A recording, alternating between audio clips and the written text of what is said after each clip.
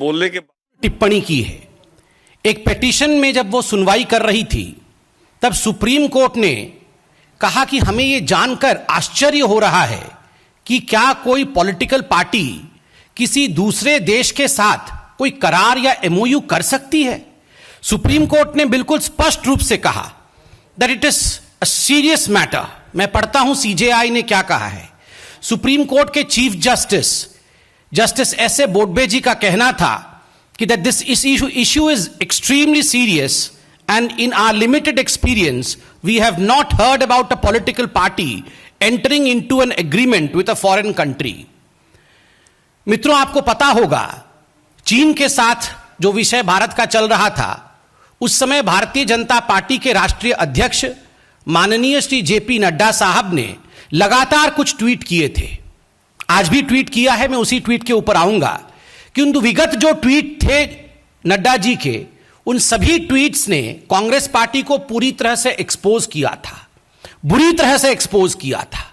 किस प्रकार से कांग्रेस पार्टी ने 2008 में सोनिया जी और राहुल गांधी दोनों बीजिंग में जाकर एक MOU memorandum of understanding sign करते हैं सी जिनपिंग के साथ। इस विषय में आदरणीय नड्डा जी ने विस्तार में ट्वीट करके, एक सीरीज ऑफ ट्वीट करके उन्होंने देश के सामने सच्चाई को रखा था। उस समय नड्डा जी ने भी यह सवाल उठाया था कि आखिरकार सच्चाई क्या है, इस विषय में बताया जाए। और जो सीरीज ऑफ ट्वीट्स था उसमें माननीय राष्ट्रीय अध्यक्ष ने जो सवाल पूछे थे वो भी मैं आज पूछना चाहूंगा। आपको याद होगा 7 अगस्त 2008 का वो दिन जब बीजिंग में मां बेटे सोनिया जी और राहुल जी दोनों जाते हैं और एक बहुत महत्वपूर्ण करार साइन होता है कांग्रेस पार्टी और CPC, the Chinese communist party के बीच में। देखिए, वहां पर सरकार और पार्टी एक ही है, वहां किसी प्रकार की पार्थक्यता नहीं है, वहां किसी प्रकार का अलगाव नहीं है, एक ही पार्टी है और उसी की सरकार है। और सरकार से भी अधिक कोई महत्वपूर्ण है तो वो पार्टी है। तो उसके साथ जो करार साइन होता है, और मेरे पास, मैं दिखाऊंगा नहीं किस मीडिया हाउस का है क्योंकि बाकी सब मीडिया हाउस बराबर हैं, मेरे पास पेपर कटिंग है उस दिन का 7 अगस्त का, और आप देख सकते हैं क्या रिपोर्ट करती है उस समय तमाम मीडिया कि the memorandum of understanding also provides the two parties the opportunity to consult each other on important bilateral, regional and international developments. देखिए, कांग्रेस पार्टी है, कांग्रेस पार्टी जाके चीन के साथ एक करारनामा साइन करती है और उसमें वो कहती है कि सारे इंपॉर्टेंट बायलैटरल, रीजनल, क्षेत्रीय और इंटरनेशनल जो अंतर्राष्ट्रीय विषय हैं, इन सभी विषयों पर हमारे आदान प्रदान होंगे, हम आपस में बातचीत करेंगे, आपस में सलाह मशवरा करेंगे। वाकई दिस इज एस्टॉनिशिंग, ये सरप्राइजिंग है। हमने भी उस समय कहा था और आदरणीय नड्डा जी ने भी उस समय कहा था कि यह सरप्राइजिंग है, इस प्रकार का करारनामा कैसे हो सकता है।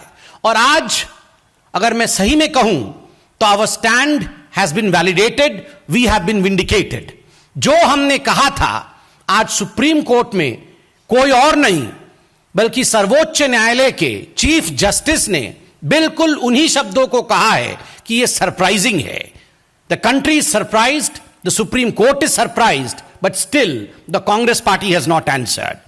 आगे ये न्यूज मीडिया रिपोर्टिंग में लिखा गया, the MOU was signed by the Chinese vice president and standing committee member of the CPC's Politburo, Xi Jinping। उस समय शी जिनपिंग वाइस प्रेसिडेंट थे, वाइस प्रेसिडेंट और स्टैंडिंग कमिटी के मेंबर थे CPC के। और आज शी जिनपिंग उनके सरकार को चलाते हैं, उनके सरकार के मुखिया हैं। Xi Jinping and Congress General Secretary Rahul Gandhi in the presence of his mother and party president Sonia Gandhi. It is strictly on a party to party basis। आप बताइए किस प्रकार से दोनों पार्टियों के बीच में, और वहां पार्टी और सरकार के बीच में किसी प्रकार की पार्थक्यता नहीं है, ये मैं पहले भी बताया था, ये करार हुआ है। Before signing the MOU, Sonia Gandhi and Rahul Gandhi held a meeting with she and other senior leaders of the communist party of China and held discussions on issues of mutual interest, the sources said। और सबसे महत्वपूर्ण जिस विषय पर आदरणीय नड्डा जी ने भी देश को आकृष्ट किया था, ध्यान को उस ओर आकर्षित किया था, और यह सवाल बीजेपी ने भी पूछा था, आज पुनः उसे हम दोहराते हैं और मीडिया उस समय लिख रही थी, this MOU was to build a special relationship with the Congress and the Nehru-Gandhi family in particular. I repeat, Nehru-Gandhi family in particular, that goes beyond the UPA government. मतलब यूपीए सरकार से परे जाते हुए गांधी परिवार के साथ चीन की सरकार और चीन कम्युनिस्ट पार्टी के बीच एक खास संबंध बने, इसलिए यह करार उसमें हस्ताक्षर हुए हैं.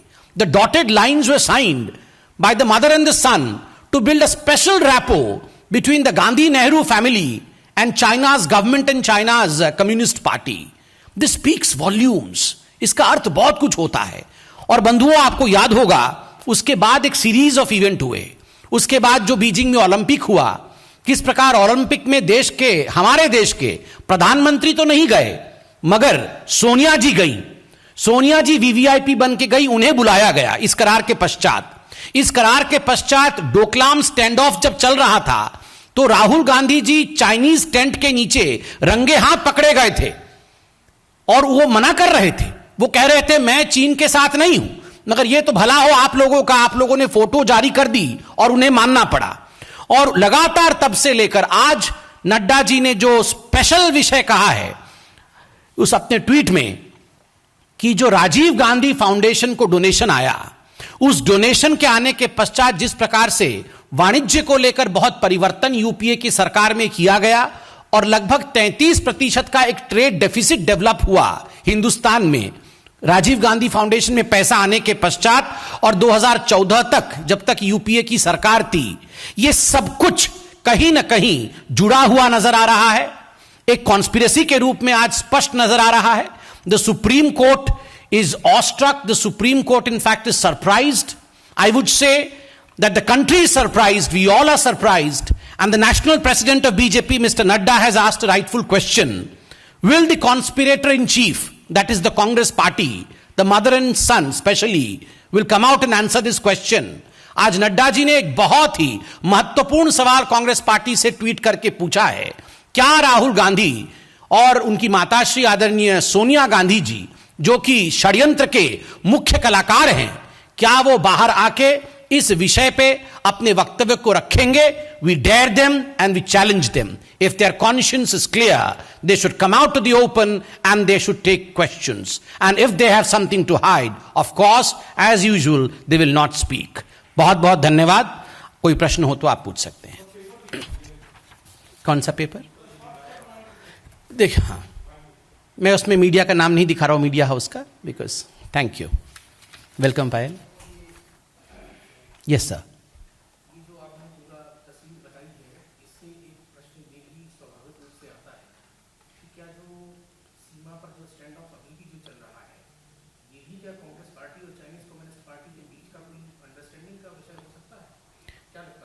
देखिए, मैं जिस पोजीशन पर अभी बैठा हूं, this is called the high desk of the party.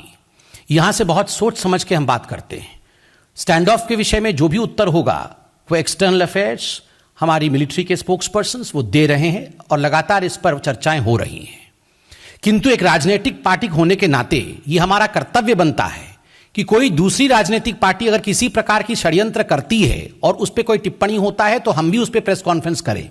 आज एक बहुत महत्वपूर्ण दिन है, क्योंकि भारतीय जनता पार्टी के राष्ट्रीय अध्यक्ष ने 2008 में जो चीन में करारनामा साइन हुआ था मां बेटे और चीन के बीच, उस विषय को लेकर लगातार प्रश्न पूछा था. और आज जो प्रश्न हमने पूछा है उसी विषय को लेकर सुप्रीम कोर्ट के चीफ जस्टिस ने भी आश्चर्य जताया है कि वी आर शॉक्ड. उन्होंने कहा कि हम शॉक्ड हैं. तो स्वाभाविक है आज इस प्रश्न का उत्तर कांग्रेस को देना चाहिए. स्टैंड ऑफ के विषय में उत्तर देना ये पार्टी के प्रवक्ता के नाते मेरी जिम्मेदारी नहीं है.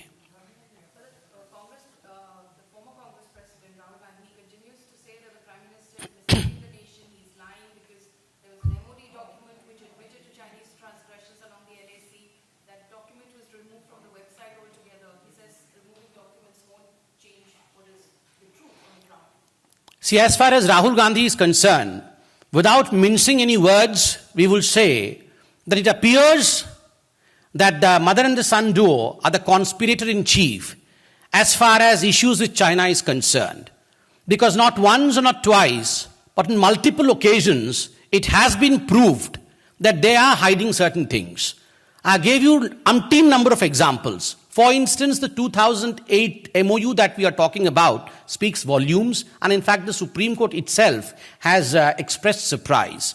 Number two, while the Doklam standoff was going on, Rahul Gandhi was caught along with his whole Vadra clan, red-handed almost, in the Chinese camp. Why so? Number three, the kind of questions that Mr. Rahul Gandhi, through his decoy videos, I would be saying, that he is releasing, only emboldens others and those who wish ill of India. He has never spoken good of India. I would say, and I would stand by what the Prime Minister has repeatedly said, that India is a strong country and India knows how to answer. No one should have any doubt on this. Yes. Thank you.